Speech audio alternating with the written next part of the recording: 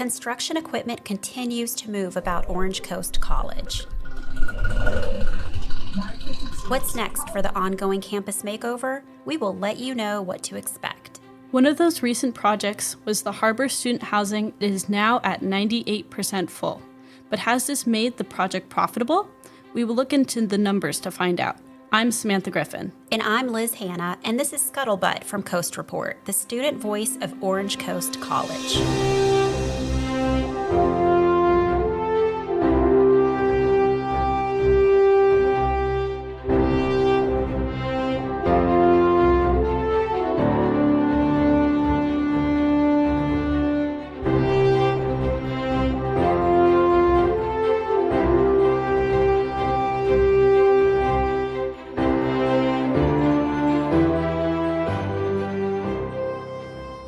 If you've walked anywhere on the Orange Coast College campus, you've probably heard the sounds of buildings going up and buildings coming down as the campus continues to undergo a major overhaul. So what is next on the list for campus construction? To answer this question, we turn to Coast Report reporter Sydney Field, who, along with multimedia editor Colin Sweeney, has been covering construction on campus. Sydney, welcome. Thank you. So there have been a lot of changes to campus in recent years. Why is all of this happening? Way back in 2012, a property tax measure called Measure M was passed that allowed the Coast Community College District to receive nearly $700 million in funding for a whole host of new buildings, not only at OCC, but also the other district campuses, Golden West and Coastline. At OCC, Measure M has been responsible for the new Student Union, College Center, Mathematics, Business and Computing Center, and our home on campus, the Literature, Languages, and Social Sciences building. Wow, that's a lot. What's the most recent project to take place under Measure M? Well, many students likely witnessed the destruction of the old Literature and Languages building that concluded this past December.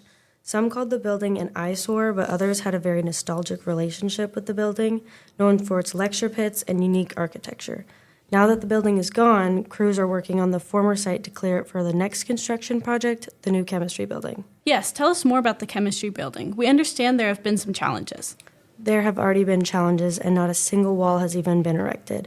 The building was originally supposed to be opened in fall 2024, but that was delayed due to multiple events. The first was a materials issue. OCC Vice President of Administrative Services, Rich Pagel, told Coast Report that the district's steel supplier, Columbia Steel, went out of business, so a new source was needed, and that pushed things back.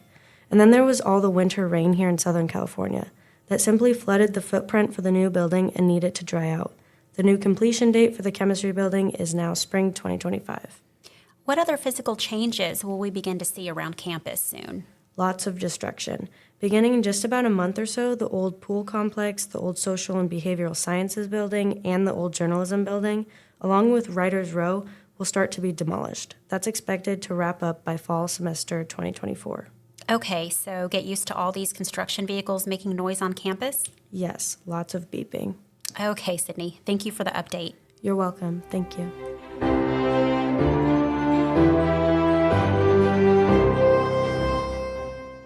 One of the many buildings funded by Measure M was the Harbour Student Housing Complex located on the OCC campus near Adams Avenue. The building was one of the first community college student residences in the state and is serving as a model for other schools interested in housing their students. But the Harbour has faced its share of challenges, from the 2021 overdose deaths of 2 residents to crime and safety concerns and even issues with mold growing.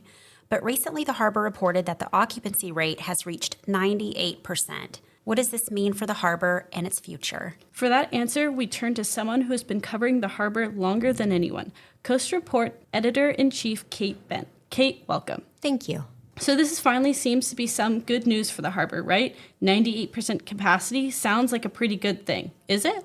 Yes, it's definitely good news for the Harbour and OCC.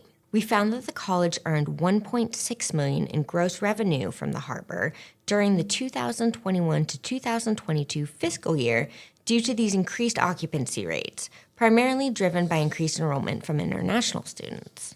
Wow, so 1.6 million. That's not exactly pocket change. So is the college cashing in on the success? Not exactly. In fact, Rich Pagel told us that the college essentially broke even. That 1.6 million in revenue went very quickly to the cost of beds for residential advisors, utilities, and campus support staff, including mental health center employees who assisted new residents with adjusting to on-campus living, especially in the wake of the COVID-19 pandemic. So wait, if the Harbour is just breaking even, how is this good news for the college? The good news is that it's an improvement over the first year the Harbour was open. During that period, the college had to put in $2.8 million to meet the maintenance costs and pay back some of the debt. And where's the debt coming from? This has to do with how the Harbour was funded, correct? That's right. The college is technically a nonprofit, and student housing isn't intended to rake in any cash for the school. That said, the Harbour was built with funding from private investors who purchased tax-exempt bonds. The college made a 5-year guarantee to these investors to cover expenses and reimburse the lenders if the revenue of the Harbour fell short.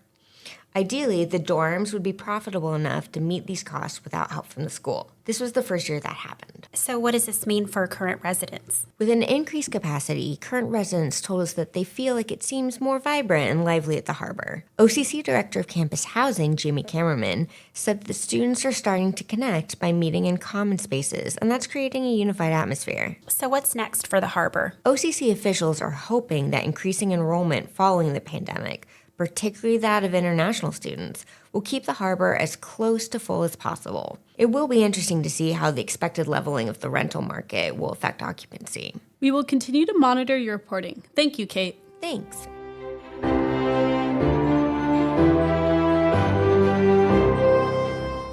Before we go, we have one more item for you. This is not only the first episode of the podcast series, but it is the first podcast coming out of Coast Report's brand new audio lab, located in the Literature, Language, and Social Sciences building here at OCC. This lab and equipment was made possible by a donation to Coast Report from the Spectrum Corporation and the OCC Foundation. While it does not impact the editorial nature of our content, it's hard to make anything for free, so we want to thank them for their support. And yes, this podcast series is called Scuttlebutt. You heard it right. While it sounds like a silly pirate word, and it is, there is some actual history behind it. The original name of Coast Report, the student newspaper at Orange Coast College, was another silly pirate word, the barnacle. That was way back in 1948. Scuttlebutt was a runner-up in a contest to name the student newspaper, and we felt that it was appropriate as we prepared to celebrate 75 years of student journalism at OCC to name part of our future after a part of our past. And with that, thank you for listening to the first ever edition of Scuttlebutt. You can find this podcast and other upcoming podcasts from Coast Report on Spotify and soon on other podcast platforms. And for the latest news on all things Orange Coast College, follow Coast Report at coastreportonline.com and on our social media channels, including Twitter, Facebook, Instagram, and TikTok at Coast Report. Our theme music was created by OCC music student Brian Dang. Scuttlebutt is a production of Coast Report, the student voice of Orange Coast College. For Samantha Griffen, I'm Liz Hanna, and thank you for listening to this edition of Scuttlebutt.